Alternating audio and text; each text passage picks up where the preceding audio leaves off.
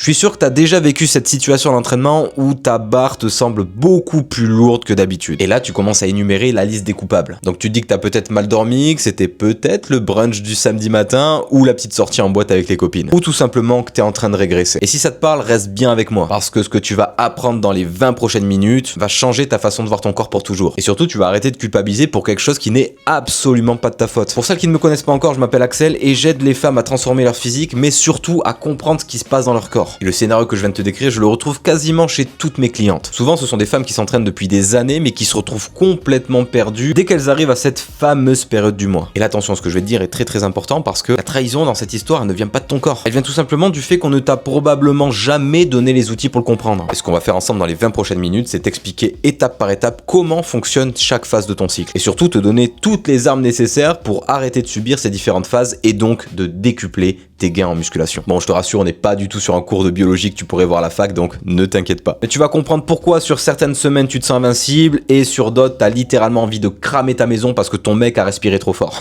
Et je te préviens, reste bien jusqu'à la deuxième moitié de la vidéo parce qu'on va rentrer dans le SPM. Et là tu vas vraiment comprendre ce qui se passe dans ton cerveau, mais surtout pourquoi tu te transformes en dragon à certaines phases de ton cycle. Mais surtout pourquoi certaines femmes le vivent 10 fois plus difficilement que d'autres. Bon, la première chose qu'il faut qu'on enterre tout de suite, c'est une idée qu'on traîne depuis le collège. On a tendance à résumer le cycle menstruel en 2 phases. T'as les règles et puis t'as tout le reste. Sauf qu'en réalité, ton cycle, c'est une véritable expédition. Imagine-toi en train de partir à la traversée d'un désert. D'abord, t'es au campement, tu prépares ta traversée, tu vérifies que t'es bien hydraté, que t'as bien mangé, que ton matériel va tenir la route pour cette expédition. Et tu fais ça calmement parce que tu sais que ce qui t'attend là-bas va te demander l'intégralité de tes ressources. Ensuite, tu lèves le camp et là, t'es plutôt au top de ta forme. T'es prête à surmonter vent et marée, même s'il n'y a pas vraiment de marée dans un désert. Enfin bon, tu m'as compris.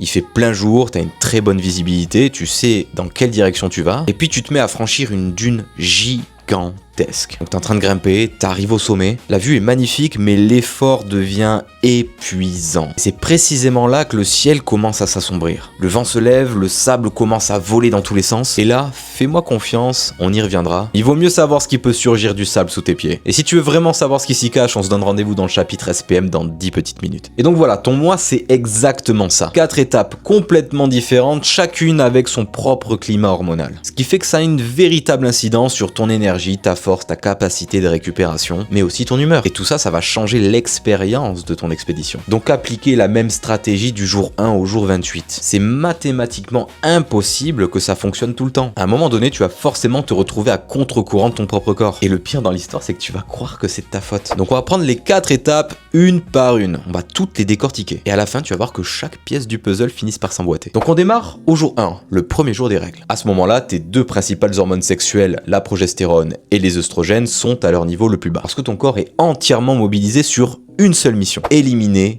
l'endomètre. Ce tissu qu'il avait patiemment construit pendant toute la durée du cycle, au cas où il y aurait eu une grossesse. Et autant te dire que c'est un travail qui pompe énormément d'énergie. Donc quand tu te sens vidé à cette période et que tu te plies en deux de douleur et que tu n'as envie de rien sauf de t'enrouler dans un petit plaid et de regarder Emily in Paris sur Netflix, en fait c'est juste ton corps qui est en train de te parler. Et là il est en train de te dire qu'il a peut-être d'autres priorités que de battre des records à la salle. Donc l'idée c'est d'abord dans un premier temps de réduire l'intensité des séances, de s'éloigner de l'échec et de garder entre 3 à 4 répétitions de réserve. Comme ça ton système nerveux n'est pas trop sollicité. Ce qui fait que tu te recharges et tu vas pouvoir préparer ton corps à ce qui va arriver juste après. Et crois-moi, tu vas en avoir besoin. Donc là, on arrive à la phase 2, la phase folliculaire. Donc les règles se terminent et les œstrogènes commencent à grimper. Et là, tu vas complètement changer de rythme. Ton corps devient beaucoup plus efficace pour utiliser les glucides que tu lui apportes. Et au lieu de les stocker, il va directement les envoyer dans tes muscles. Ta coordination s'améliore, tu deviens plus fort, tu récupères plus vite, bref, tu deviens complètement invincible. Et là, c'est précisément ta fenêtre de tir. Et si tu dois pousser plus lourd et tout déchirer à l'entraînement, c'est bien pendant cette phase-là. Ensuite, on arrive à la phase 3, l'ovulation. Autour du jour 14, les œstrogènes atteignent leur pic. Et c'est très précisément la semaine où tu te sens vraiment invincible. Et quand on se sent invincible, on est prêt à quoi? Bah à tout justement. À gravir l'Everest en tongs par exemple. À demander une augmentation le lundi matin à 9h. À envoyer un message à ton crush que tu n'aurais jamais osé faire en temps normal. La vie te paraît tout à coup plus simple. Et t'as pas tort finalement. Mais attention, parce que cette énergie débordante là, elle cache un piège. Et c'est précisément ce que personne ne te dit, mais t'en fais pas, je suis là. Parce que quand tes œstrogènes sont très élevés, et qu'on ajoute à ça une autre hormone qu'on appelle la relaxine, tes ligaments perdent en rigidité. Ils deviennent plus laxes et plus élastiques. Et ce changement, aussi discret soit-il, va vraiment modifier la stabilité de tes articulations. Surtout au niveau du genou. Plusieurs études montrent que la rupture des ligaments croisés antérieurs sont plus fréquentes pendant cette phase-là. Après, on peut pas dire que c'est la seule explication rationnelle, ce qui veut dire qu'il y a d'autres facteurs qui rentrent en jeu évidemment, mais c'est important quand même de le prendre en compte. Donc attention, on n'arrête rien, on ne supprime pas les mouvements à full amplitude, on ne range pas les fentes bulgares au placard, je te vois déjà venir, et c'est simplement que quand tu te sens vraiment en confiance, t'as tendance à peut-être un peu moins contrôler tes mouvements et d'être beaucoup plus explosive. Donc concrètement, ça veut dire que sur des mouvements à full amplitude, tu as tout intérêt à contrôler ta descente. Obligé de faire du tempo 4 secondes, mais au moins de contrôler ta descente. Donc tu ne te laisses pas tomber complètement sous la barre en comptant uniquement sur le rebond. Tu maîtrises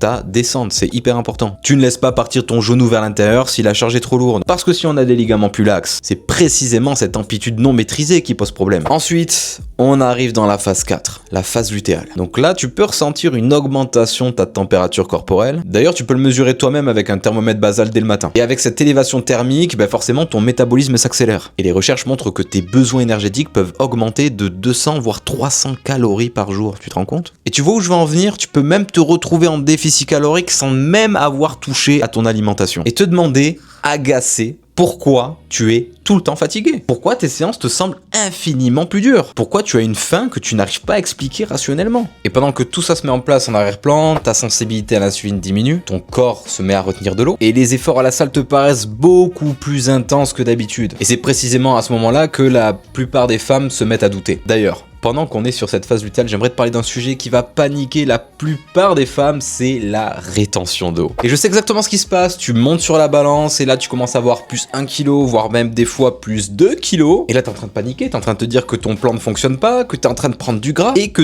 tout est en train de partir en sucette. Donc je te rassure tout de suite, c'est de l'eau, c'est pas de la graisse. Parce que la progestérone fait monter l'aldostérone qui retient l'eau et le sodium dans tes tissus. C'est juste temporaire, ça va disparaître comme c'est venu. Donc la prochaine fois que tu vois ton poids monter sur la balance, respire, prends une petite camomille, parce que t'es juste en train de regarder ton corps au pire moment du mois. Maintenant, il faut qu'on parle de la partie la plus importante de cette vidéo. Et c'est aussi pendant cette phase que la majorité des femmes finissent par décrocher au niveau de l'entraînement, de la nutrition, et parfois même de tout en fait. Je vais te parler du SPM, le syndrome prémenstruel. Et tu te souviens au tout début de la vidéo quand je te disais qu'à la fin de ton expédition, le ciel commençait à s'assombrir et qu'il valait mieux savoir ce qui pouvait surgir du sable? Eh bien on y est. La nuit est complètement tombée, tu n'y vois plus rien, t'entends plus que le vent, et là sous tes pieds, le sable se met à trembler. Et ce qui sort, ce sont des vers gigantesques qui ont qu'une seule chose en tête, c'est te bouffer. Ok, j'avoue, j'ai regardé Dune il y a pas très longtemps, et je dois avouer que ça a influencé pas mal cette analogie, mais bon. Mais si t'as besoin d'une image un peu plus réaliste, je peux tout simplement te parler du moment où t'es dans la douche en train de pleurer, t'as aucune raison de le faire d'ailleurs, et en fait, t'avais tout simplement faim. Tu vois, ça fait 3 heures que t'avais faim, tu savais pas pourquoi. Et puis t'as mangé un sandwich et tu te rends compte que c'était ça dont t'avais besoin. Et tu te demandes sincèrement si tu commences à devenir folle. Alors je te rassure tout de suite, t'es pas folle. Par contre, la mauvaise nouvelle, c'est que personne t'a vraiment expliqué ce qui se passait. Et ça tombe bien parce qu'on va le faire dès maintenant. 75 à 80% des femmes ressentent des syndromes prémenstruels. Fatigue, irritabilité, anxiété, troubles du sommeil, ballonnement, fringales et chez certaines femmes des épisodes dépressifs. Donc franchement, c'est pas rien. Et quand t'en parles autour de toi, on te dit c'est normal, c'est hormonal ma grande. Ce qui revient un petit peu à expliquer le moteur d'une voiture à du c'est mécanique. Bon, je te remercie, mais ça m'aide pas beaucoup en fait. Et ce qui se passe, c'est beaucoup plus précis que ça. Et je te garantis une chose, le jour où tu comprends ce qui suit, tu ne regarderas plus jamais ton cycle de la même manière. Et surtout, tu seras beaucoup plus indulgente envers toi-même. Donc tout part du cholestérol.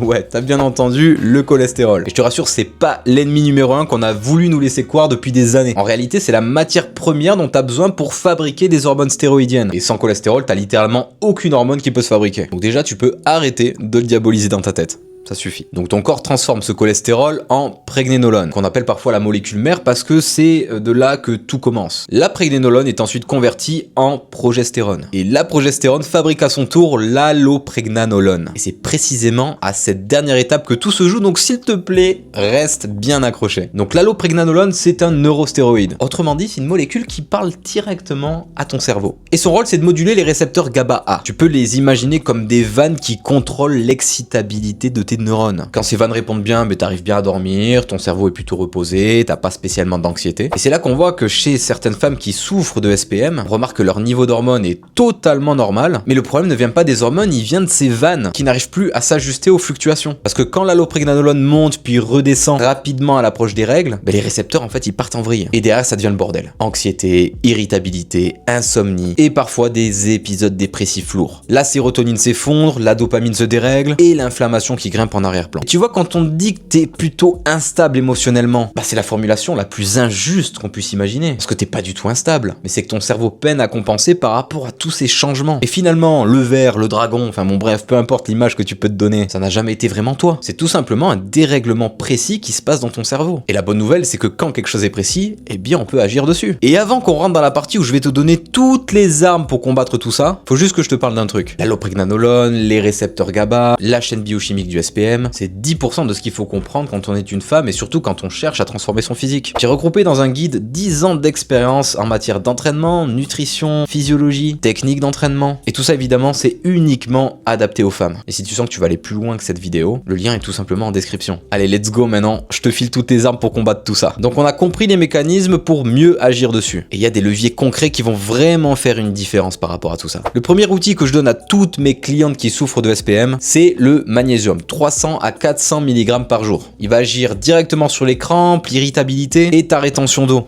La fameuse. Par contre, attention à la forme que tu consommes. Je te recommande vivement de partir sur du magnésium bisglycinate. C'est clairement la forme que ton corps tolérera le mieux. Donc on évite les trucs un petit peu nuls que tu peux trouver chez Decathlon, etc. Attention. Ensuite, tu as le calcium. Je te conseille de partir sur 1200 mg par jour. Ça va permettre de réduire les symptômes. Par contre, attention, ça reste quand même une dose assez élevée. Donc on adapte uniquement s'il y a des carences qui sont avérées. Et on part toujours sur la citrate au lieu de la carbonate qui est vraiment pas terrible pour le coup. Ensuite, tu as la vitamine B6 en forme P5P, plutôt 50 mg le matin. Elle joue vraiment un rôle dans la synthèse de la sérotonine et de la dopamine. En gros, c'est les deux molécules qui vont réguler ta motivation et ton humeur au quotidien. Ensuite, tu as les oméga 3. Tu peux prendre 2 à 3 grammes et ils vont permettre de vraiment réduire l'inflammation. Et un dernier supplément que quasiment personne ne mentionne et qui a probablement changé le plus la vie de mes clientes, c'est le fer bisglycinate. Parce qu'à chaque cycle, tu perds du fer. Et beaucoup de femmes se retrouvent avec une ferritine qui est plutôt basse. C'est-à-dire la réserve de fer que ton corps stocke au quotidien. Sans pour autant être anémique. Et ce profil-là, il passe souvent à travers les mailles du filet d'un bilan sanguin standard. Et dans ta vie, ça se traduit par une fatigue chronique, un brouillard mental, des performances sportives qui stagnent, t'as même des difficultés à récupérer entre tes deux séries, tu peux te retrouver aussi avec des palpitations, des difficultés à respirer. Bref, si tu n'as jamais dosé ta ferritine, c'est sincèrement le premier réflexe à avoir. Donc ça, c'est vraiment un stack de base, mais on peut encore plus pousser la supplémentation en fonction de tes symptômes. Mais là, pour le coup, ce serait du cas par cas et je peux pas m'avancer comme ça. Si tu veux qu'on creuse encore plus loin ta situation, je vais t'expliquer la démarche à suivre dans quelques minutes. Et dernier point, il faut que tu adoptes la périodisation cyclique. Et vraiment, c'est un concept qui change la vie à la plupart de mes clientes. Donc en phase folliculaire et autour de l'ovulation, c'est là où on va pouvoir vraiment mettre l'accent sur le volume, augmenter l'intensité,